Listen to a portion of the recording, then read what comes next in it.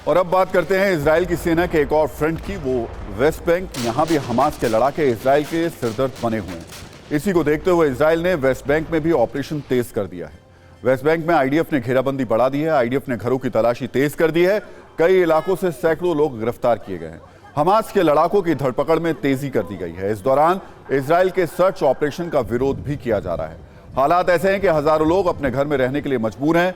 Search operation के दौरान गोलीबारी की घटनाएं भी देखने को मिल रही हैं। गोलीबारी में कई फिलिस्तीनियों की मौत की खबर भी आ रही है। सिर्फ हमास ही नहीं, हिजबुल्लाह भी इजराइल के लिए एक बड़ी मुसीबत है। वो भी इतनी बड़ी मुसीबत कि हिजबुल्लाह के लड़ाके इजराइल के घातक हथियार मार्कवा टैंक को टारगेट कर रहे हैं। हिजबुल्लाह ने एक वीडियो जारी किया है जिसके जरिए उसका दावा है कि गाइडेड मिसाइल से उसने मार्कवा टैंक को उड़ा दिया।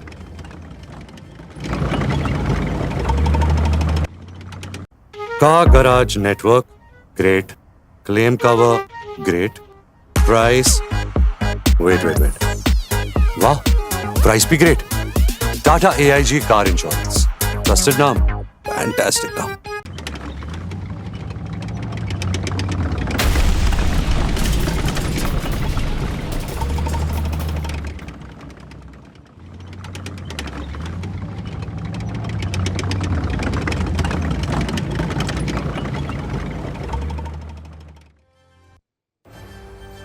इजराइल हमास युद्ध का आज 22वां दिन है और कल पहली बार इजराइल ने सुरंग ऑपरेशन शुरू किया। जो सुरंग हमास की सबसे बड़ी ताकत है, अब वो नष्ट होने लगी है। लेकिन सवाल ये कि इजराइल युद्ध के 3 दिन बाद ही जिन सुरंगों को नष्ट करने की बात हो रही थी, ग्राउंड ऑपरेशन शुरू करने की बात हो रही थी, उसमें इतनी देरी क्यों हो रही है? इसका कारण है अमेरिका वियतनाम युद्ध। आपके मन में यह सवाल होगा कि इजराइल हमास युद्ध से 50 साल पुराने अमेरिकी वियतनाम युद्ध का क्या लेना देना है।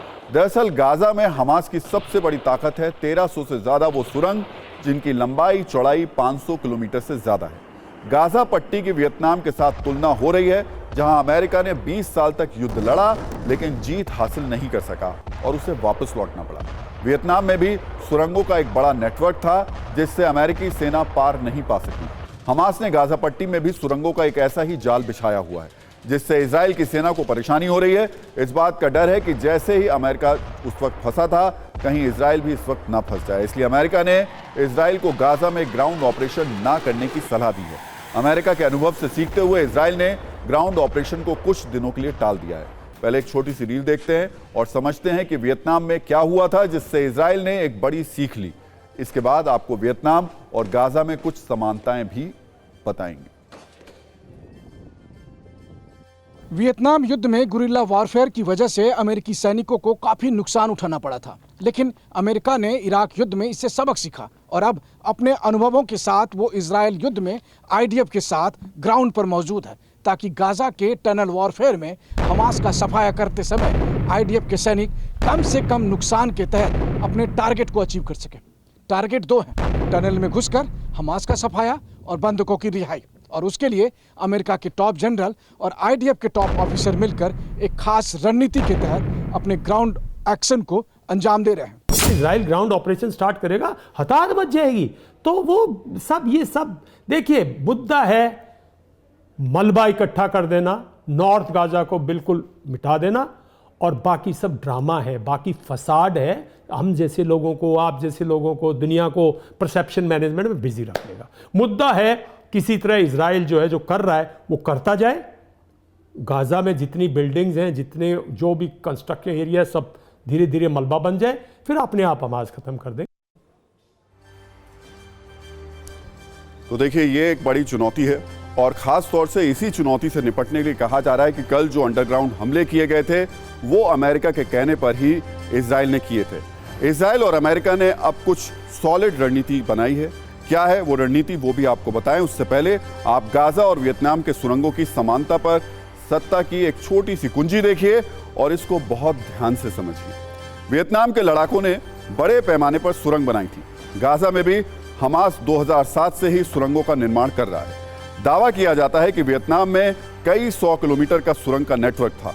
गाजा में भी 1300 से ज्यादा सुरंगों वाला 500 किलोमीटर का लंबा नेटवर्क है। वियतनाम में विद्रोही अमेरिकी सैनिकों पर हमला करके सुरंग में छिप जाते थे। अमेरिकी सैनिक उन्हें ढूंढने में नाकाम रहते थे। गाजा में भी यही डर है कि हमास के लड़ाके इजरायली सैनिकों पर हमला करके सुरंग में घुस गए तो इजराइल की मुसीबत बढ़ जाएगी।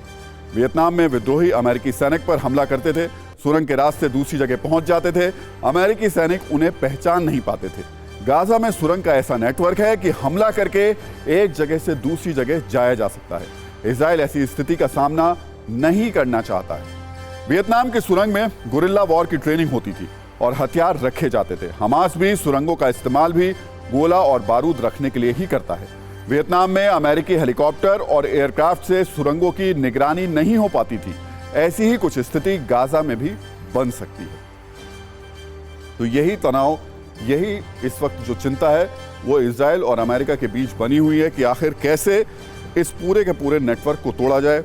ये जो सुरंगें हैं इनको ख़त्म किया जाए, उसके बाद ही इजराइल और कहा जा रहा है अमेरिका की जो डेल्टा फोर्सेस हैं वो अंदर एंटर हो पाएंगी, यानी सही तरीके से अंदर जा पाएंगी। अभी तक की जो खबरें आ रही हैं उसके मुताबिक एक तो ये स्ट्राइक की जा रही है, यानी कि इन सुरंगों को निशाना बनाया जा रहा है।